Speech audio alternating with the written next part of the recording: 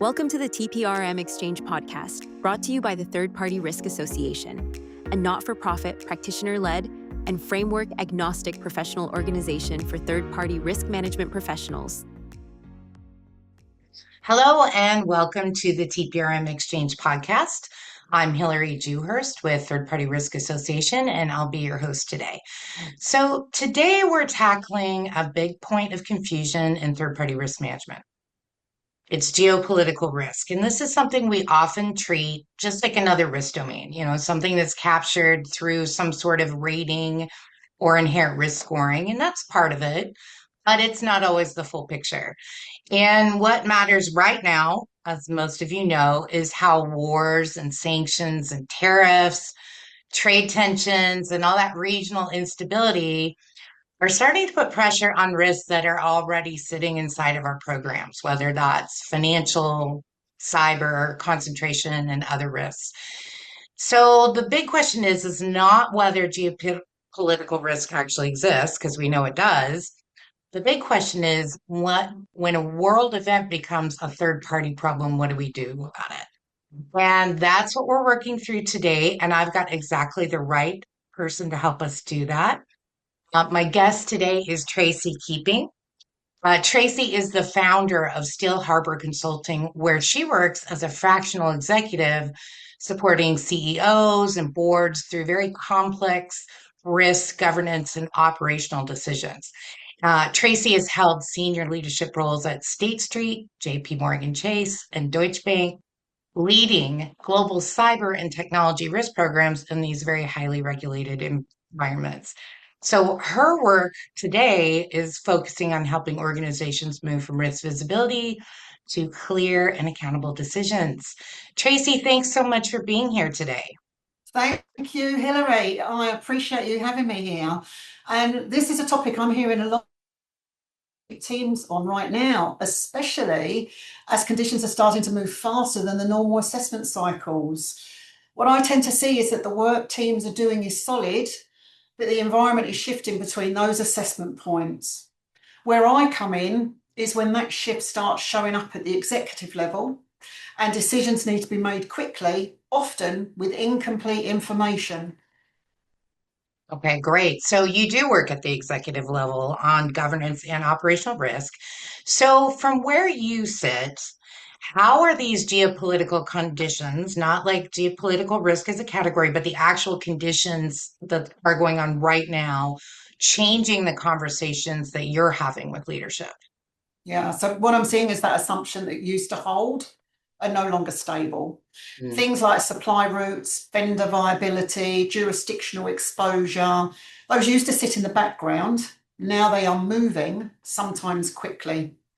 And for the TPRM teams, the challenge isn't identifying risk, because that's what they do every day.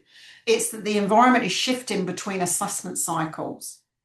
What that changes at the leadership level is how decisions get made. Decisions that used to feel operational, like renewing a vendor, expanding a relationship, entering a new market, now carry real uncertainty and potential consequence. And what I'm seeing is that organisations are being asked to make those decisions faster, often without a clear way to adjust for what's changing around them. So that's a great place to start. So as I mentioned in the opening, because there's a version of this conversation that practitioners have had before, which is, assess your geopolitical risk, make sure that's in your framework. And that's not nothing. But what we're hearing from programs right now is that framework and those risk assessments aren't really reflecting the true nature of the risk. So Tracy, what do you think the gap is? Why isn't that risk domain really helping us catch what's happening? Yeah, because I think they're solving for two different things. A geopolitical risk rating tells you where a vendor sits at a point in time. It tells you jurisdiction, regulatory environment, and basic exposure. That's really useful, but it's static. What it doesn't tell you is how that risk is changing as conditions move. And that's the gap practitioners are running into right now. What's happening in the world isn't showing up as a new risk category. It's showing up as pressure on the domains you already manage. Financial risk gets harder. Concentration risk gets exposed. cyber risk becomes more aggressive.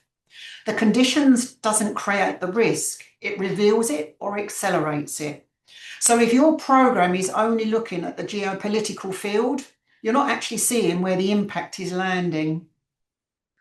Yeah, and that's exactly the pattern we're seeing. So, hey, that geopolitical rating that we did 9 months ago may have been great because it was fine. But now that jurisdiction risk hasn't been assessed in a while, but something's changing. Maybe the vendor's financial picture or how concentrated we are in a region. And now what's happening in the world around them. So, Tracy, let's make this a little more concrete. So, what does it look like when a geopolitical condition starts showing up as pressure on another existing risk domain? Yeah, no, great question. And the easiest way to see it is through examples. So let's take the first example. Let's take financial risk. You have a vendor that looks stable at the last review, but now their input costs are increasing because of tariffs and their margins are starting to compress. That's not a geopolitical risk event.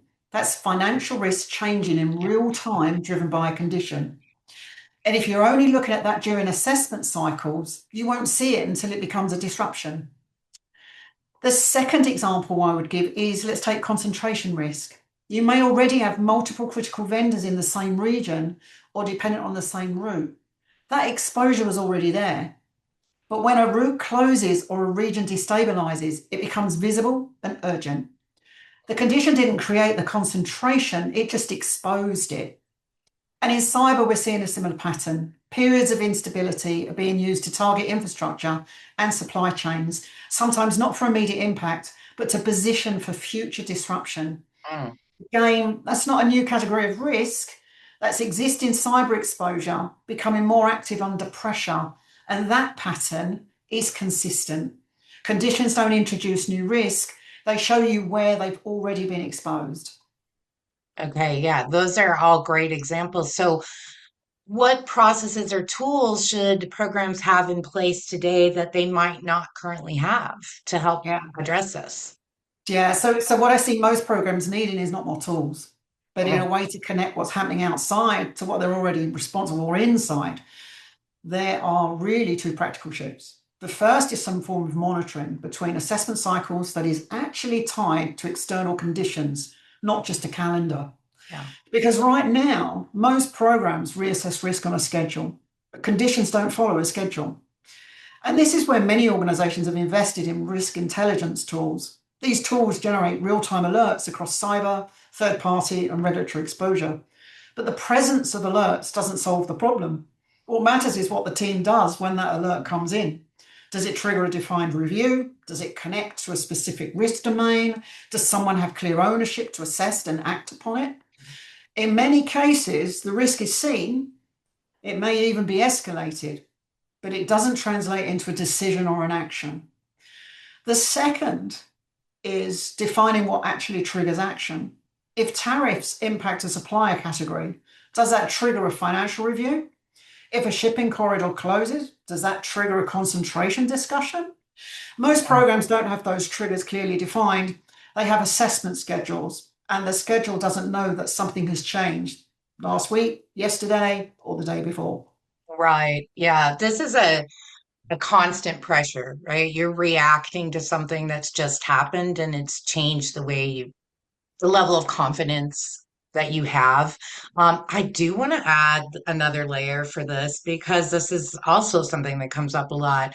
It's our third parties or vendors might be also operating infrastructure that has multiple layers underneath, right? So whether that's AI tools or sub-processors, cloud infrastructure, all of those layers are subject to those same conditions. So even if that vendor looks stable, they're sitting on something that may not be, right? Yeah, that's exactly right. A vendor can look stable in an assessment, but be running on infrastructure that is exposed to those conditions. And that's where things get harder to see because most assessments stop at the primary vendor. They don't fully trace what the vendor is built on, cloud infrastructure, sub-processes, artificial intelligence tools, or where that sits from a jurisdiction perspective. So even if the vendor looks fine, the exposure can sit underneath. And as conditions shift, that exposure moves up the chain very quickly. That's a visibility gap that a lot of teams are starting to run into.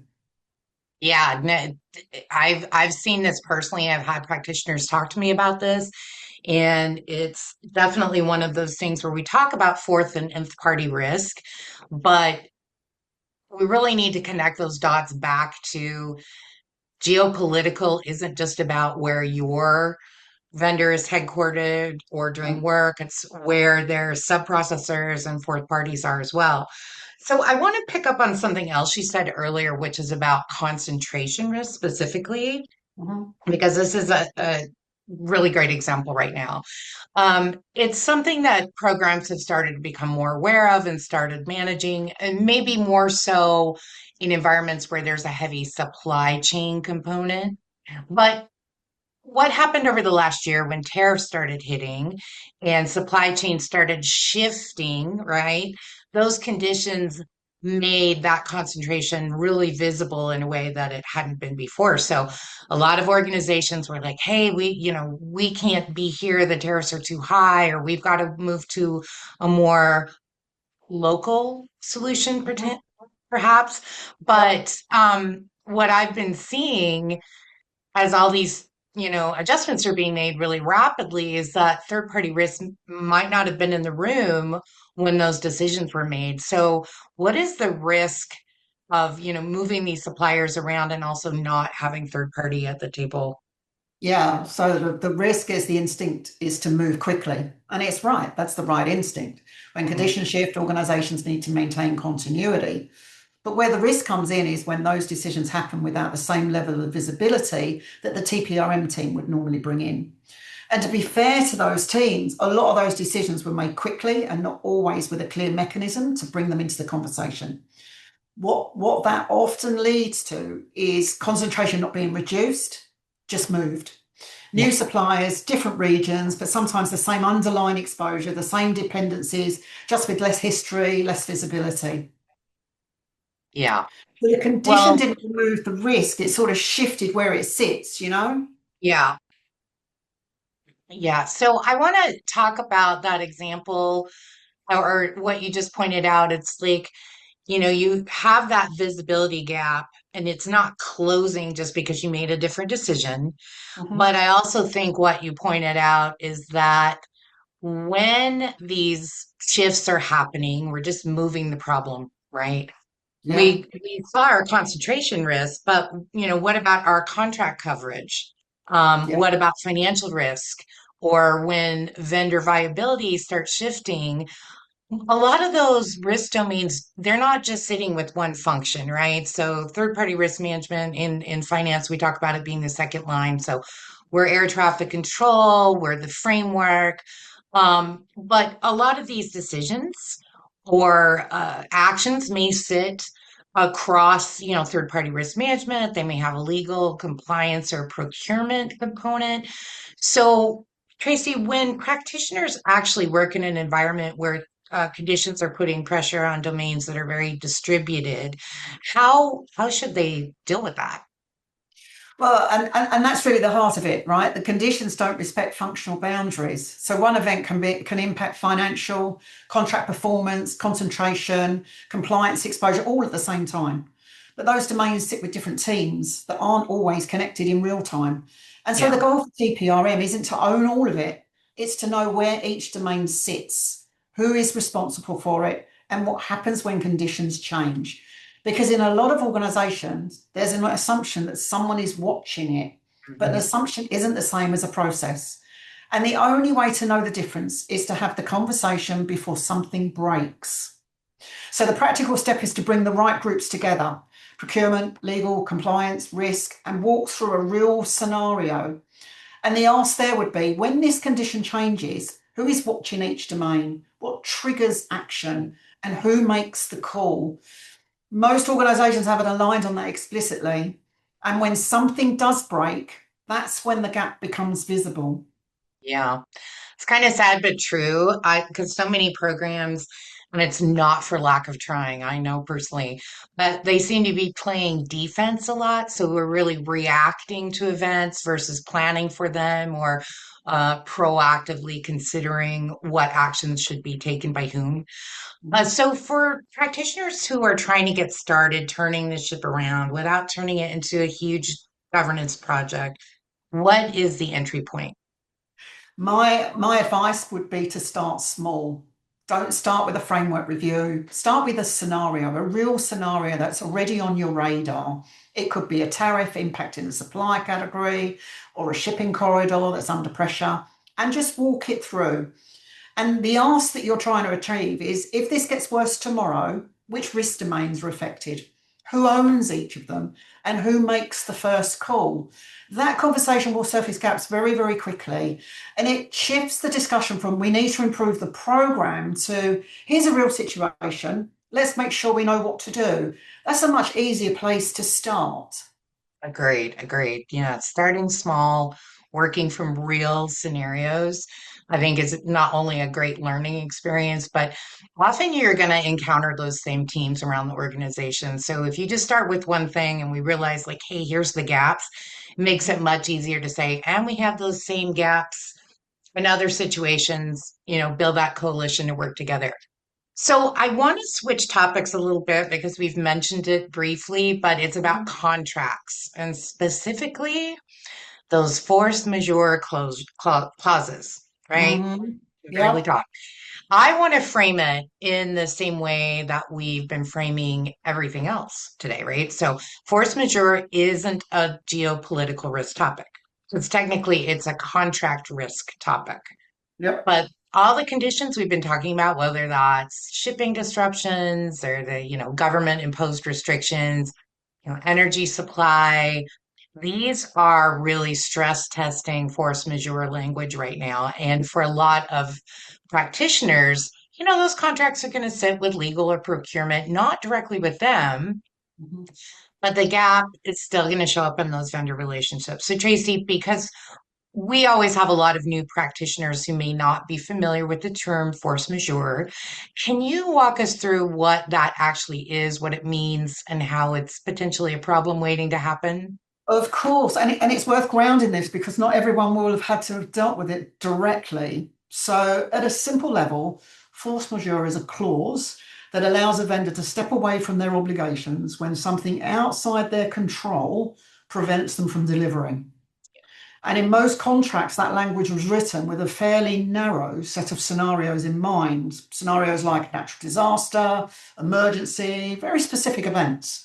What's different now is the type of conditions we're seeing: prolonged disruptions, shipping constraints, governance restrictions, things that don't always fit neatly into how those clauses were originally written.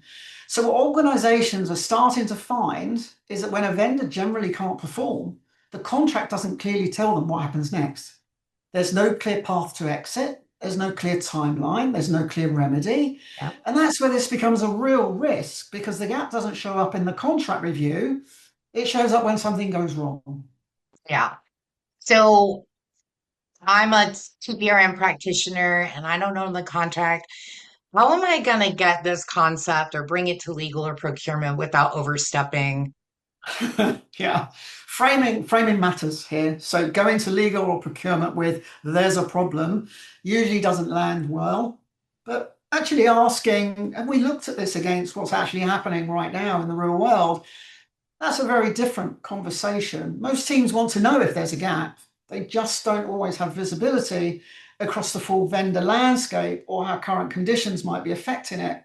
And that's where TPRM teams add real value, not by owning the contract review, but by connecting what you're seeing in the vendor environment to the teams responsible for the contract and making sure that conversations happen before it becomes an issue, before it becomes a problem.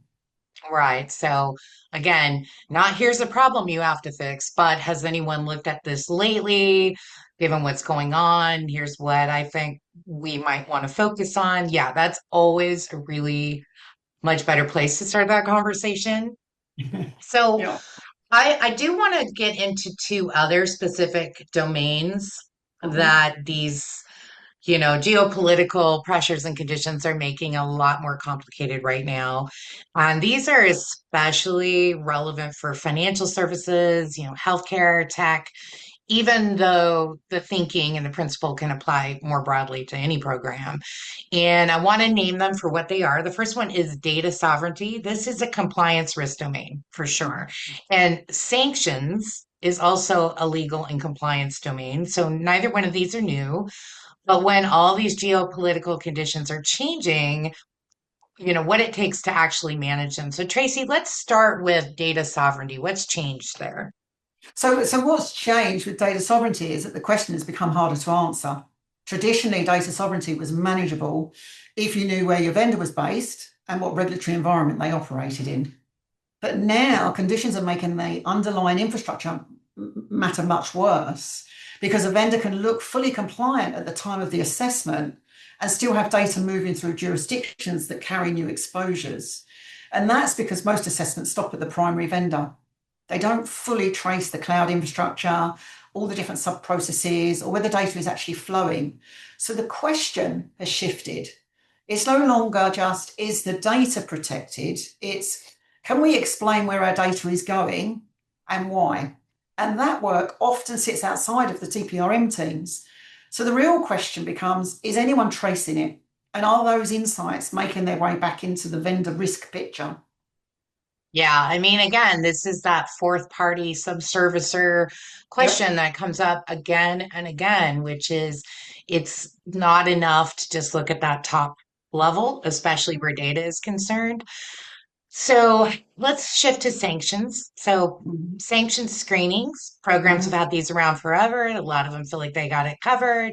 They pop the name into LexisNexis or whatever. Name goes in, comes back clean, we're done. So Tracy, what's the real gap there? The gap is visibility into ownership. So most programs are screening at the name level. The name goes in, it comes back clean, and you move on. But that doesn't tell you actually controls the entity. And that's where the exposure is increasingly sitting, because many organizations operate through layers of subsidiaries and parent companies across different jurisdictions. So a vendor that clears your screen today could be owned a few levels up by a party that creates exposure as conditions shift. If you can't see that layer, you have a gap. And like data sovereignty, this work often sits outside of our TPRM teams. So the real question becomes, is anyone looking at it? And are those insights connected back to the vendor risk picture? Yeah. I mean, in both cases, the work that it takes to actually catch those gaps is typically outside of third-party risk management. Yep. So, as a practitioner, as a program leader, your job is not to do it yourself, but to make sure someone actually is doing it and that those findings are making it back to the bigger vendor picture, right?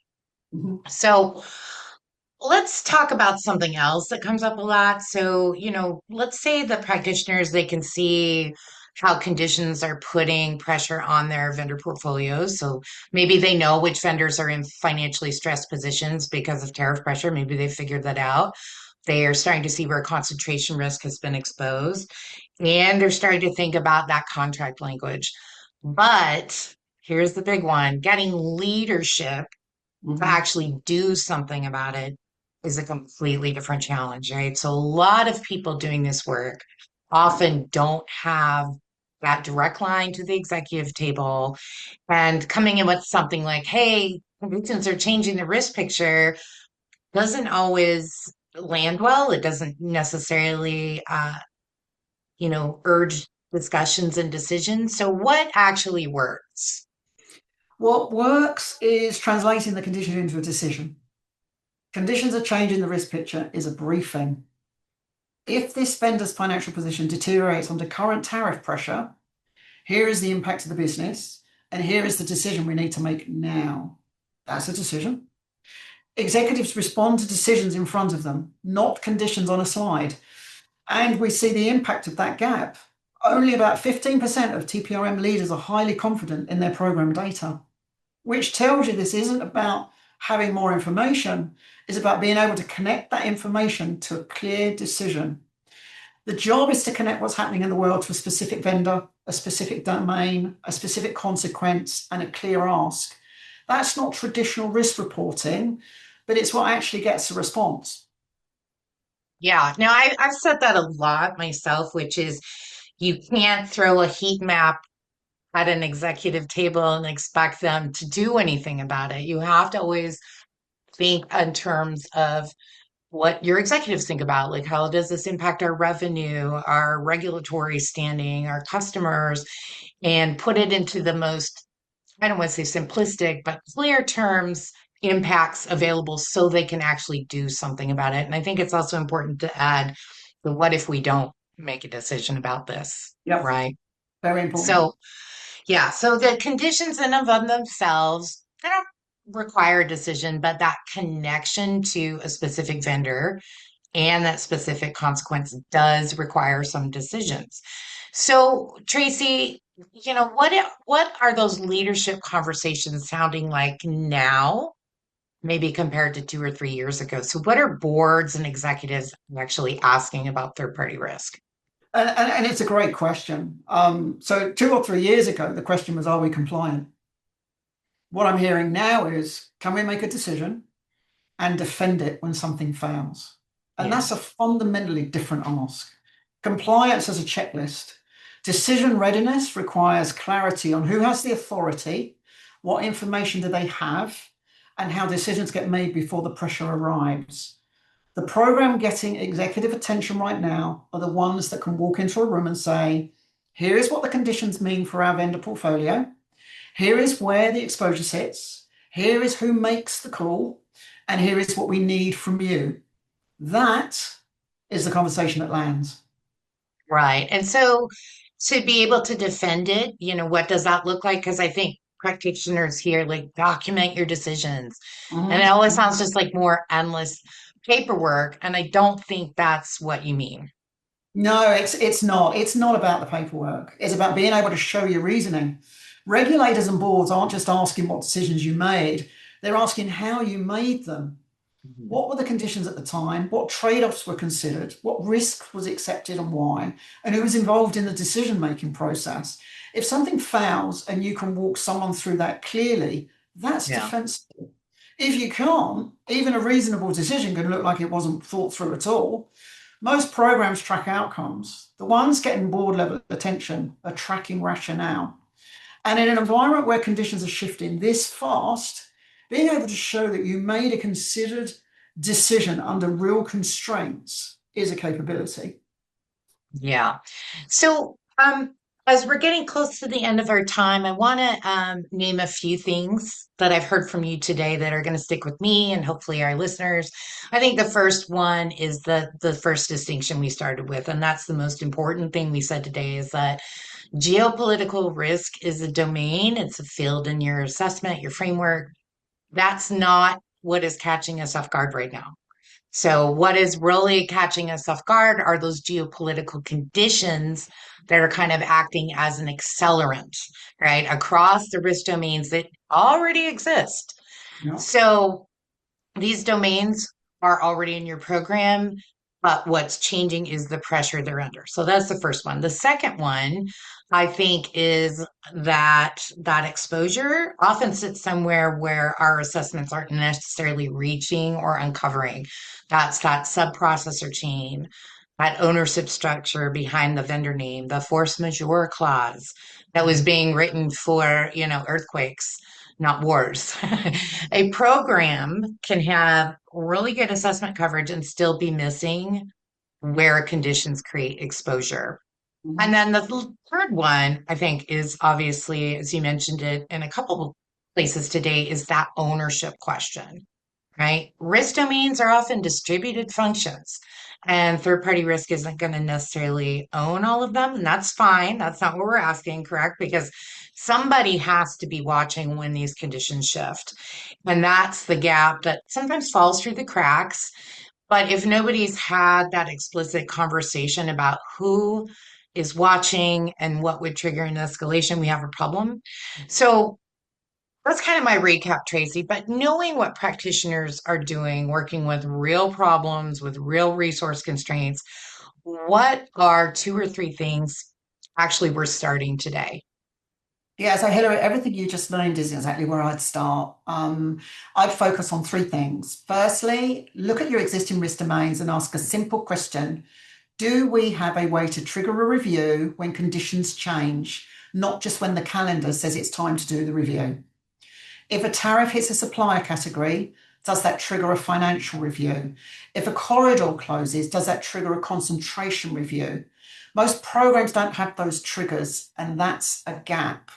Second, run a scenario. We spoke about it earlier. Not a formal exercise, but pick a condition that's already on the radar, walk one critical vendor through it. If this worsens tomorrow, who makes the call in each domain? That will surface ownership gaps very quickly. And third, look at the domains that sit outside of TPRM. We spoke about them: legal, compliance, procurement. Look at those groups as well. Sanctions, contract language, data sovereignty. Ask a simple question. Is anyone actively watching this as conditions change? And are those insights connected back to the vendor risk posture? Not to own it, but to know about it. Yeah. And I think you make an important distinction. It's you don't have to boil the ocean all at once. We can do a few simple things because honestly, we need to understand that when we do these things, it takes effort. That's real work. And I think the through line today is that, programs don't need another risk category. They don't need another, complicated, calculation. But what they need to know is whether the risk domains are already managing, or one, set up to catch when conditions change, and two, what to do about it, right? Who owns that decision? So that's a different kind of readiness than what a lot of frameworks are currently built for. And I think that's where a lot of practitioners might be right now. Yeah, no, So, I agree. Tracy, uh, thank you. I feel like this topic can be really overwhelming, especially when you're trying to figure out what actually applies to the program. And you made it feel really practical. That's what our community needs. So I really want to thank you for being here today. And thank you, Hilary. I've really enjoyed the conversation. And I think the one thing I'd leave people with is this. Most programs aren't missing risk. They're missing clarity on where it sits and who owns it when conditions change. And if you can make that visible and connect it to a decision, you're already ahead of where most programs are today. Thank you very much for having me. Yes, thank you for being here. And for everyone listening, thank you for your time today. You can find Tracy and Still Harbor Consulting online. This has been the TPRM Exchange, produced by the Third Party Risk Association, and we'll see you next time.